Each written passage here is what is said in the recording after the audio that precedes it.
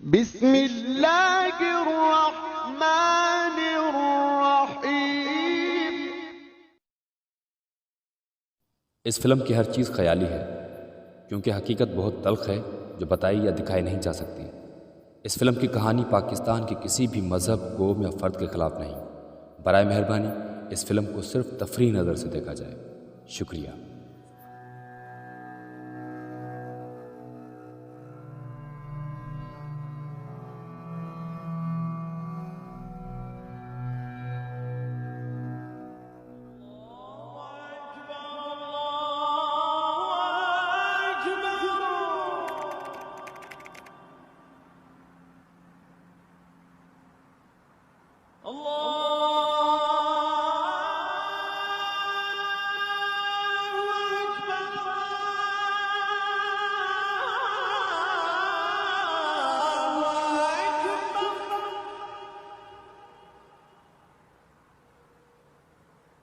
अशहदु अन ला इलाहा इल्लल्लाह।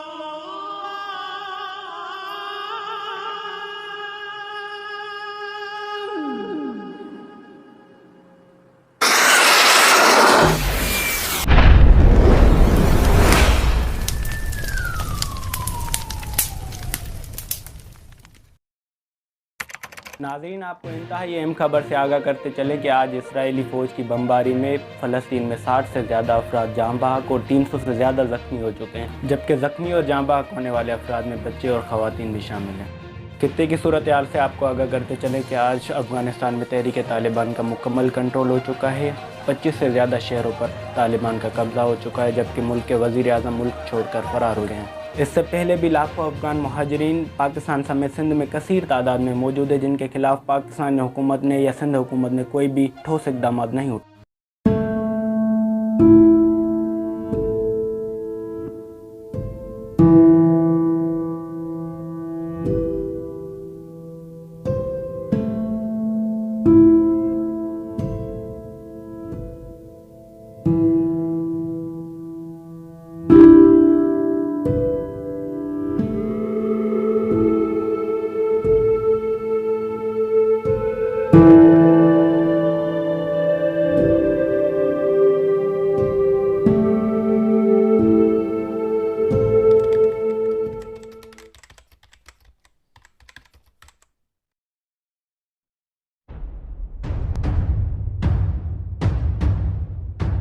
पहली जंग अज़ीम में सल्तनत उस्मानिया की शिकस्त के बाद बरतानिया ने फ़लस्तीनी खित्ते का कंट्रोल संभाल लिया था। उस वक्त यहाँ पर अरब अक्सरियत में जबकि यहूदी अक़लियत में थे। 1920 की दिहाई से लेकर 1940 की दिहाई के दौरान यहाँ आने वाले यहूदियों की तादाद में बहुत तेज़ी से इजाफा होने लगा। आज़ादी और अय्याशी के नशे में अरब अपनी ज़मीनें और कारोबार यहूदियों के हवाले करने लगे। यहूदियों ने उनकी मेहमान नवाजी और खुलूस को एक खामोश हथियार बना लिया था, और एक दिन जब उनकी आंखों से धोखे की धूल हटी तो उस वक्त बहुत देर हो चुकी थी।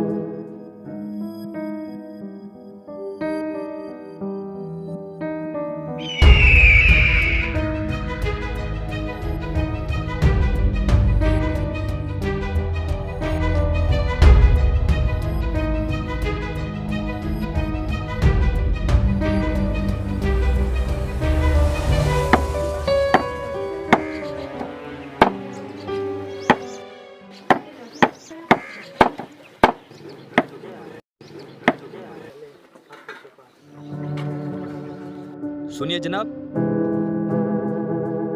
ये कौन सा शहर है? आप इस वक्त गजा में हैं। और मुल्क? फलस्तीन। और आप लोग कहाँ से हैं? जी हम अजनबी हैं। यहाँ की फ़ज़ा हमें बहुत अच्छी लगी है, तो हमारी ख्वाहिश है कि हम यहाँ पे कारोबार करें। अच्छा, चलें फिर मैं आपको अपने शेख से मिलवाता हूँ।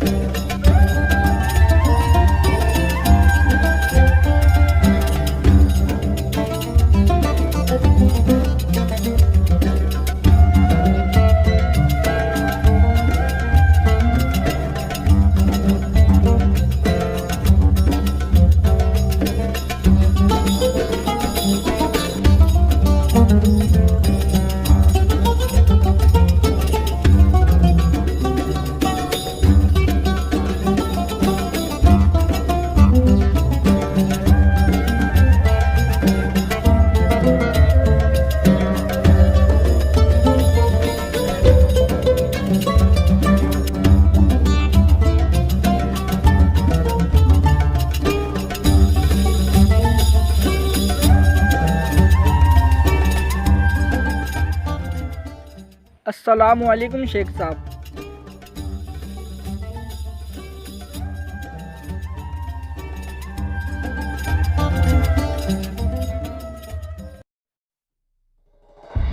हाँ, क्या खबर लाए हो? दो अजनबी शख्स आपसे मिलना चाहते हैं।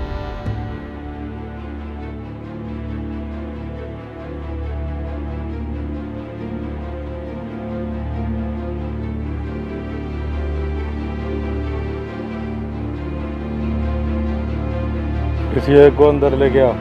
जी मेरे शेख। अच्छा, तो आप यहाँ कारोबार करना चाहते हैं?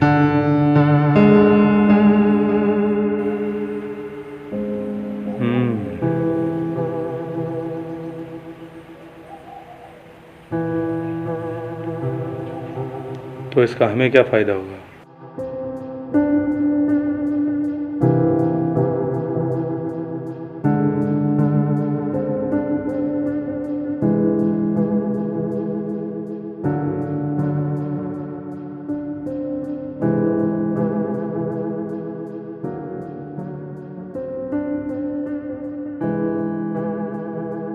तो सौदा का बोल समझे। मगर शेख जी, मैं ना ही आपकी कौम से हूँ, ना ही मज़हब से। कहीं आपके लोगों को इस सौदे से इतराज़ ना हो। फिक्र न करो, मेरी मर्जी के खिलाफ यहाँ एक पत्ता भी नहीं हिलता। वैसे भी पैसे से बड़ा कोई मजहब नहीं होता, और कौमें तो हमेशा ताकत के गुलाम रही है। अजीज, जी मेरे शेख। मेहमानों को खाना खिलाओ और इन्हें कारोबार के लिए शहर में ज़मीन दे दो। जो हुक्म आपका मेरे शेख। वैसे शेख साहब, मैंने अरबों की मेहमान नवाजी के बारे में बहुत सुना था, और आज मैंने देख भी लिया।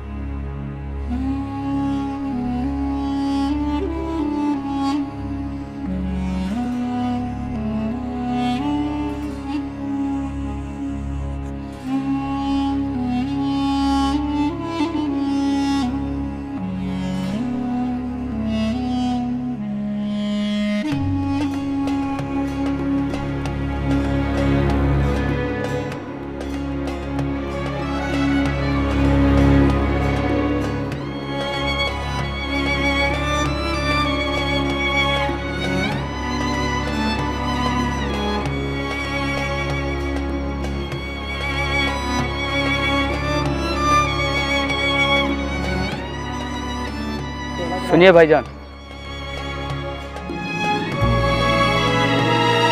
जनाब अपने कौम के लोगों से खरीदारी किया करें। क्यों भाई? क्योंकि ये लोग अपनी कमाई इस मुल्क में इस्तेमाल नहीं करते। ओ भाई साहब, जहाँ चाहे इस्तेमाल करें, हमें तो अच्छी चीज़ों से मतलब है जो हमारे अरबों के पास नहीं है। जनाब इस बात का एहसास तो हमें तब होगा जब अपने मुल्क में हम गैरों के गुलाम बन जाएंगे। अरे खैर है भाई, ऐसा कुछ नहीं होगा।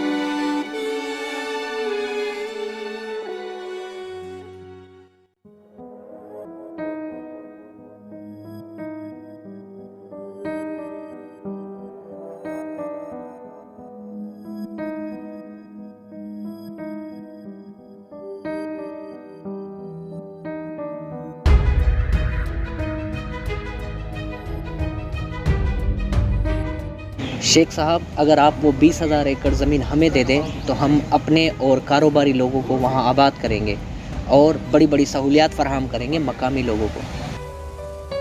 और तो और उस ज़मीन के एवज़ आपको इतनी दौलत, शराब और शबाब से माला माल किया जाएगा कि आपकी 7 पुश्तें भी खाएँ तो ख़त्म नहीं होगी। तो फिर देर किस बात की?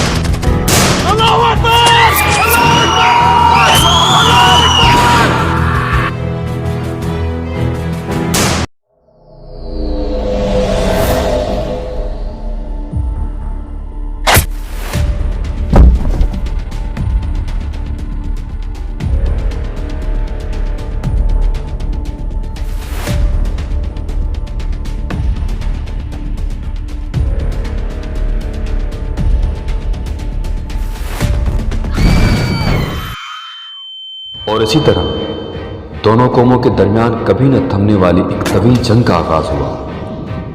फ़लस्तीन की फ़ज़ा बारूद की आग से जल उठी थी और मट्टी का रंग मेहमान नवाज कौम के खून से लाल हो चुका था। बरसों से बिछाए गए इस खामोश जाल में अरब बुरी तरह फंस चुके थे। अब उनके पास सिर्फ 2 ही रास्ते थे, या तो वो अपने कौमी वजूद की बका की खातिर हथियार उठा लें या फिर यहूदियों की गुलामी कबूल करके अपनी आने वाली नस्लों के लिए एक बदतरीन जिंदगी का इंतखाब कर लें।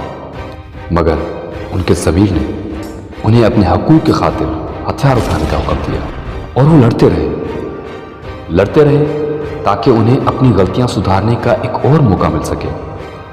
मगर तीर कमान से निकल चुका था। दुश्मन का निशाना अपने शिकार के सीने छली करता हुआ बिलाखिर जुल्म की एक नई दास्तान लिखने में कामयाब रहा।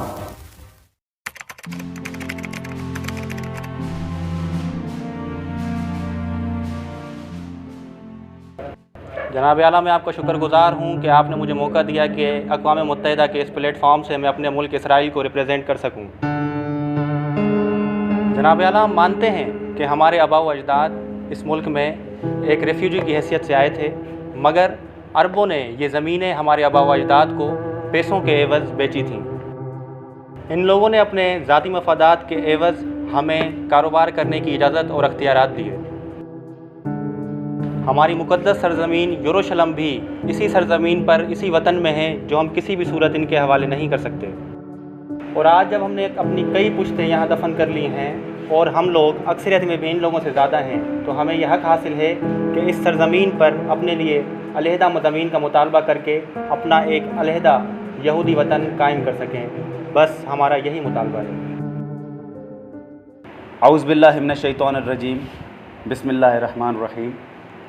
जनाब आला, फ़लस्तीनी कौम की सदियों पुरानी तहज़ीब है और हम उम्मत मोहम्मदी और दीन इस्लाम के मानने वाले हैं, और हमारी दुनिया में एक अलग पहचान है, और हम अपनी पहचान, तहजीब और तारीखी हैसियत को कभी भी इन काफिरों की नापाक ख्वाहिशों के सामने कुर्बान नहीं होने देंगे। जनाब आला, फ़लस्तीनी कौम के नुमाइंदे की हैसियत से मैं इन काफिरों के तमाम नाजायज़ मुतालिबात को रद्द करता हूँ।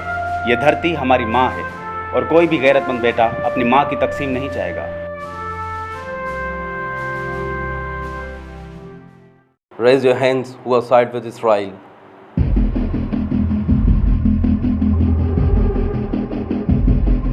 Raise your hands who are side with Palestine. We have come to this conclusion keeping in view all the situation that Jews and Arabs are two different nations and they both had a different religious identities. To take this everything seriously, we have decided that 60% of Palestinian land should be given to the Jews for making their new homeland. That's my decision. Over.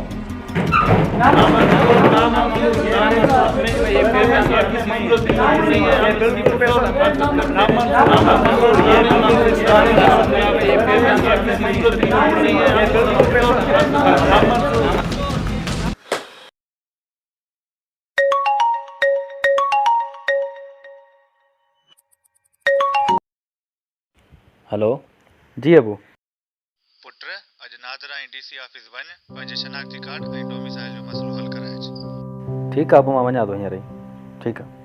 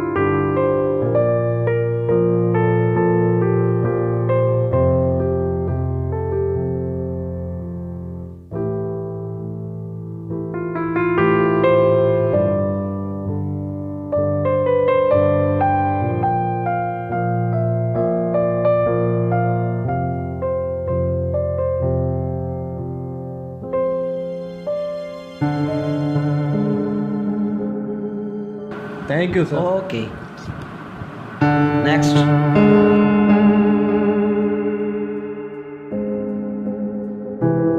अस्सलाम वालेकुम। वालेकुम सलाम। हाँ खान भाई, क्या मसला है? Sir मैं गैर मुल्की हूँ, मुझे शनाख्ती कार्ड बनवाना है।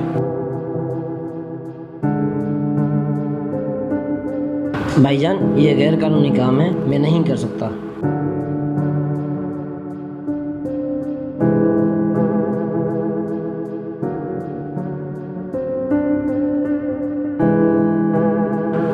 देखें सर, कोशिश तो करें।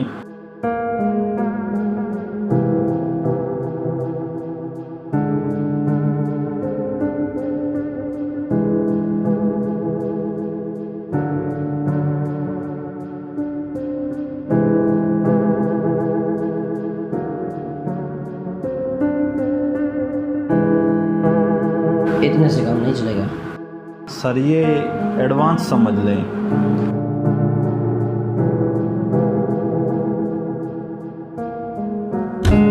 नेक्स्ट।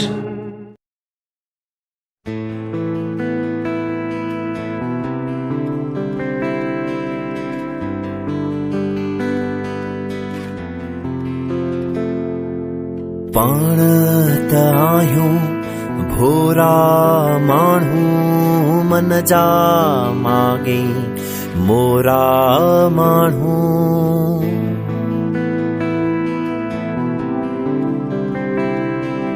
पाण त आहियूं भोरा माण्हू मन जा मागे मोरा माण्हू पंहिंजे लेखे रात पवे थी पंहिंजे लेखे सिच घुमे थो पंहिंजे लेखे चंद्र उगे थो पंहिंजे लेखे उभनि में थो पाण कंठे में कई सदिन खां राजन भागन वारा माण्हू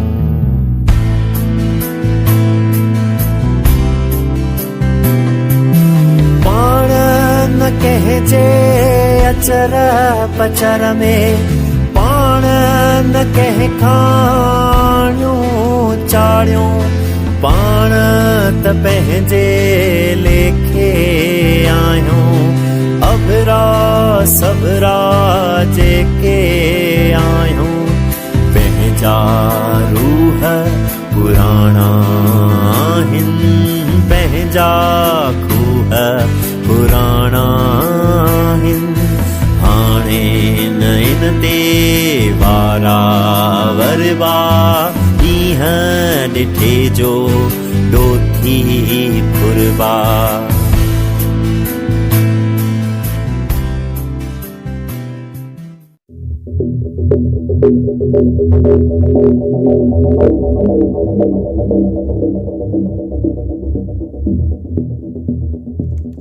अगर आपको डोमिसाइल चाहिए तो ये सारी रिक्वायरमेंट्स पूरी करनी होगी।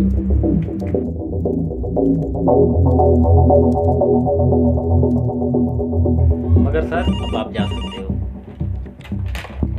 हेलो जी साईं जी जी जी जी हुकुम कयो साईं। अब बाहर से मेरे कुछ दोस्त आए हैं तो उनको सिंध का डोमिसाइल बना के देना है। काम हो जाएगा ना? आप परेशान ना हो, बस कायद आज़म का दर्शन करवाते जाएं। बंदा बल पाताल का हो मिसाल बन जाएगा।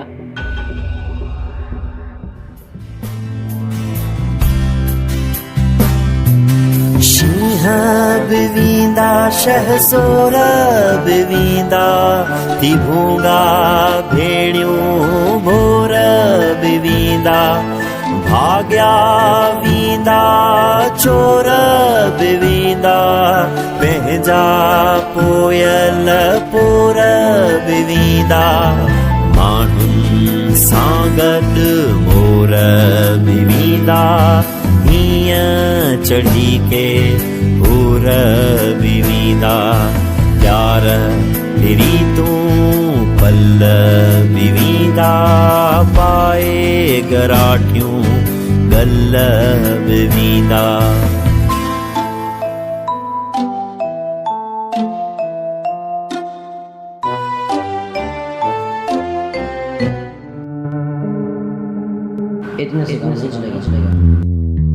हाणे मुंदनि खां बेला वींदा वक़्त खां पोइ थी वेला वींदा डोरा राखियूं झेला वींदा छांगूं वींदियूं छेला वींदा रोई रत जा रेला वींदा मारूथी मुंहं भेला वींदा हाणे ॾिने में जिन न थींदो मोहबत हर ॾे मन न थींदो।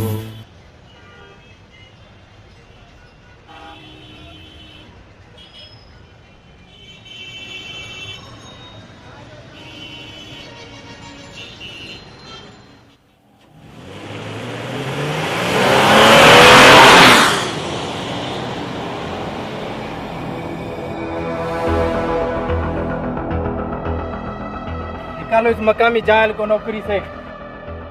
इस कंपनी का मालिक मैं हूँ, लेबर और अफसर मुझे अपने इलाके से चाहिए, समझे?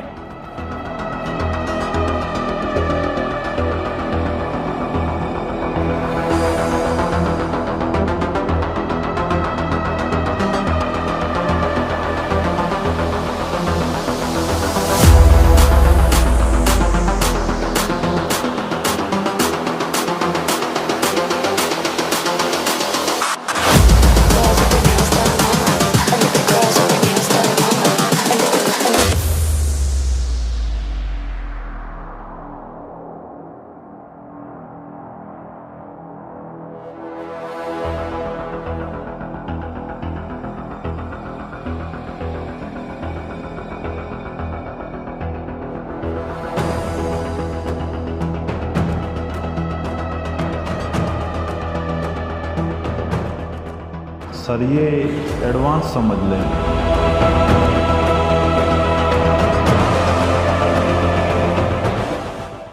आप परेशान ना हो, बस कायद आज़म का दर्शन करवाते जाएं। बंदा भला पाताल का हो, 2 मिसाल बन जाएगा।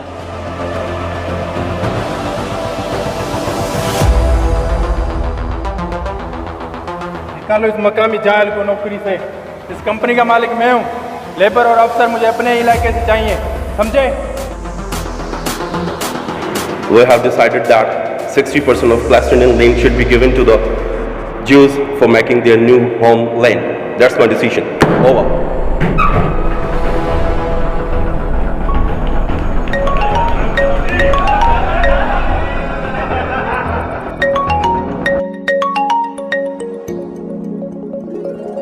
हेलो यार उमेर किथे आई स्टडी सर्कल स्टार्ट थी हुआ अचण जी कर यार।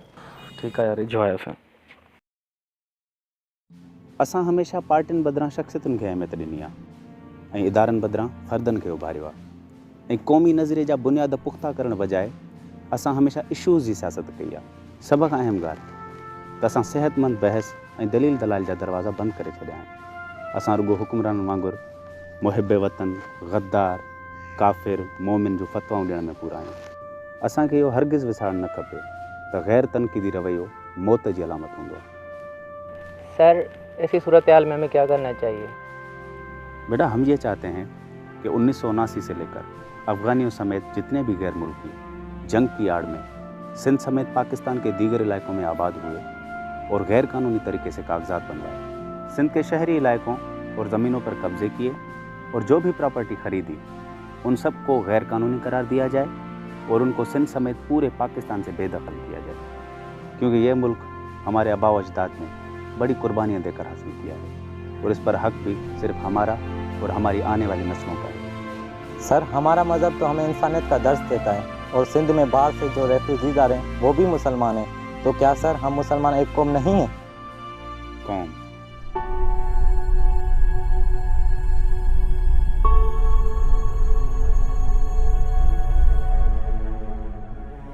दीनी और दुनियावी तालीम की रोशनी में तारीख से वाज़े है कि जिस तबके को सदियों से अपना वतन, ज़बान, तहजीब और सकाफ़त है वही कौम है।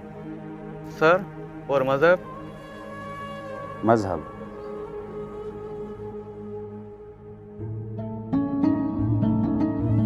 मज़हब का ताल्लुक़ तो हमारी रूह और इखलाकियात से है। मज़हब तो हमें ज़िंदगी गुजारने का तरीका सिखाता है और दुनिया के तमाम मज़ाहिब सिर्फ़ एक ही सबक देते हैं, प्यार, अमन और इंसानियत।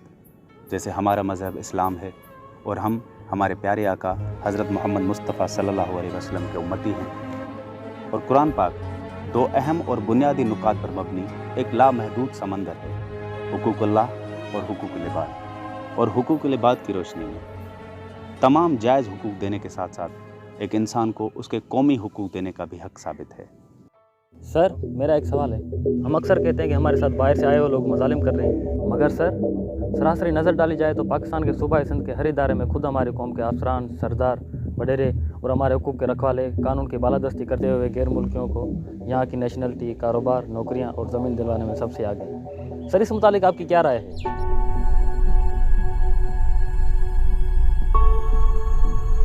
बहुत संजीदा सवाल किया है बेटा, तारीख से वाज़े होता है कि सदियों से सिंध में बाहर से आए हुए लोगों ने हुकूमत की काबिज़ रहे और यहाँ पर अपना बीज भी बोया। यहाँ का लिबास, ज़बान और कल्चर अपना कर बज़ाहिर तो वो मकामी ही लगते हैं, लेकिन दरअसल वो क्रॉस ब्रेड हैं और उन्हीं लोगों ने गैर मुल्कियों को यहाँ पर आबाद किया, उनके शनाख्ती कार्ड और दीगर कागजात बनवाए और जिन्ना साहब के कानून की धज्जियाँ उड़ा दी, वो भी चंद टकों के एवज़। और तो और वो लोग गैरों के हक़ में सरेआम बोलते हैं और उनका दिफा भी करते हैं। वो सिंध के दारुल हुकूमत में रहकर मकामी लोगों से सरेआम एलानिया कहते हैं कि कराची की चाबी अब उनके पास है। कुछ दिनों से मीडिया पर सिर्फ एक ही मौजू ज़ेर बहस है, अमेरिका, तालिबान और अफ़गानिस्तान। तालिबान ने अफ़गानिस्तान फतह कर लिया, फिर एक और ज़बरदस्त बहाना मिल गया। पहले काफिरों से लड़ाई की वजह से मुल्क छोड़ना पड़ा और अब मुसलमानों की वजह से आए रोज़ कसीर तादाद में मुख्तलिफ़ खितों से रेफ्यूजीज़ पाकिस्तान आ रहे हैं और हमारे हुक्मरान इस मुल्क और यहाँ पर रहने वाले लोगों के हुकूक और जिना के मुक़द्दस कवानीन को पैरों तले रौंद कर अपने ज़ाती मफादात के लिए उनका खैर मकदूम कर रहे हैं। सर, एक कौम की हैसियत से माजी में हमने ऐसी कौन सी गलतियाँ की हैं जिसकी सज़ा अब भी हमारी नस्लें भुगत रही हैं? बेटा, रेफ्यूजीज़ को पनाह देने वाले, ख़ास तौर पर हमारे सूबा सिंध ने हमेशा बेसहारों को सहारा दिया, और हमारी मुखलिसी और मेहमान नवाजी की इंतहा तो देखिए कि हमने उनको अपने दिलों में और घरों में जगह दी, लेकिन वही मेहमान नवाजी आगे चलकर हमारे कौमी वजूद के लिए ख़तरा बन गई। 40 साल कबल सिंध की सरहदों में दाखिल होने वाले अफ़गानियों समेत बहुत से गैरों को यहाँ पर आर्जी तौर पनाह तो दी गई, मगर अफसोस कि लाकानूनियत और करप्ट हुक्मरानों की वजह से आज उन्होंने सिंध की शोहरत अख्तियार कर ली, ज़ाती प्रॉपर्टीज़ बनाई, यहाँ की नेशनलिटी ली, डोमिसाइल बनवाकर यहाँ के मकामी नौजवानों के हुकूक की नौकरियाँ छीनी, वोट दाखिल करवाए, कारोबार पर काबिज हुए, और आज वही रेफ्यूजीज़ इलेक्शन लड़कर असेंबली मेंबर बन गए। और अब हर गली मोहल्ले में मंशियात की फैक्ट्रियाँ और जदीद असलहे के ढेर लगाकर इस मुक़द्दस धरती की डेमोग्राफी को बहुत ही बेदर्दी से तब्दील किया जा रहा है।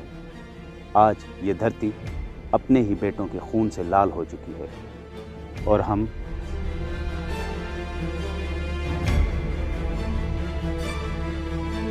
हाथ पे हाथ धरे एक खामोश तमाशाई का किरदार अदा कर रहे हैं।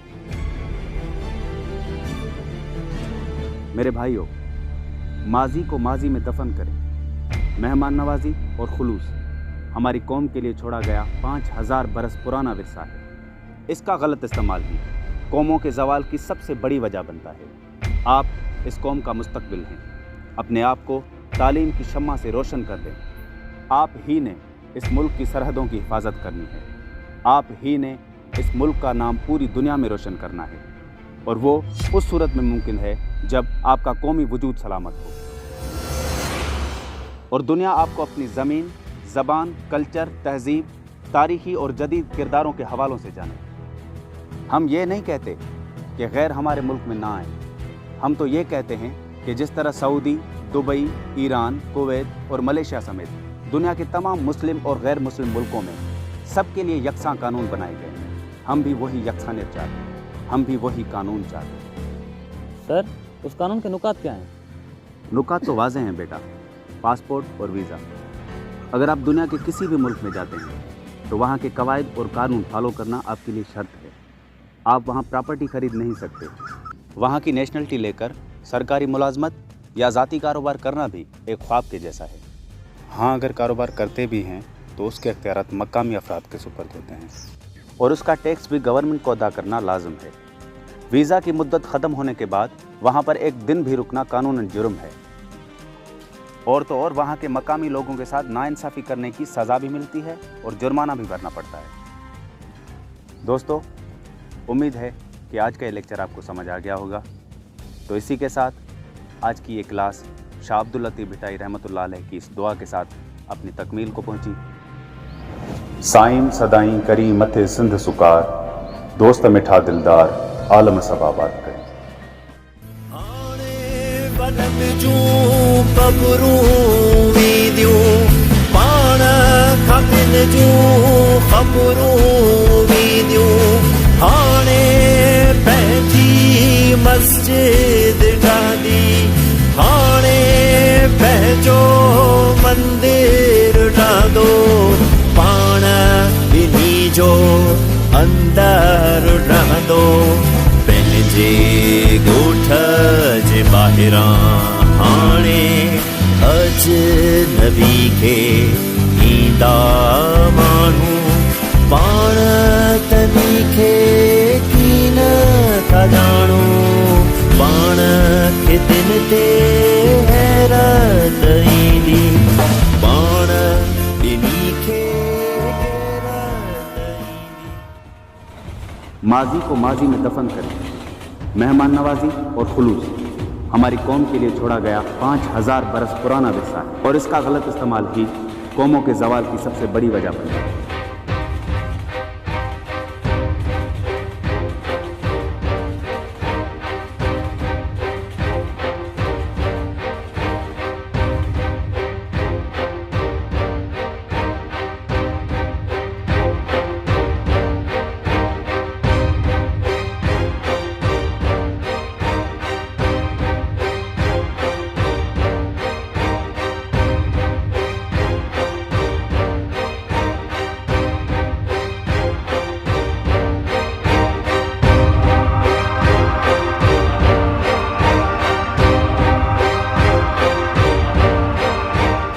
हम यहाँ कारोबार करने आए हैं।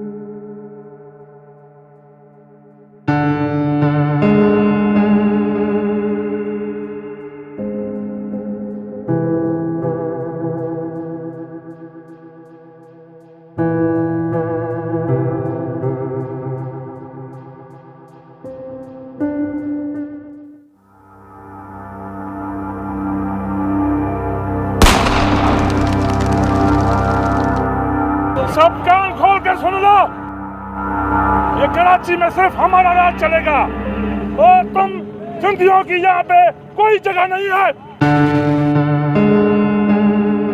अरे यार धारियो पंहिंजे सिंधी के तो मारे यार पंहिंजो छा वञे, हिननि जो ज़ाती मसइलो हूंदो। या अल्लाह मुंहिंजी सिंध जी भारत।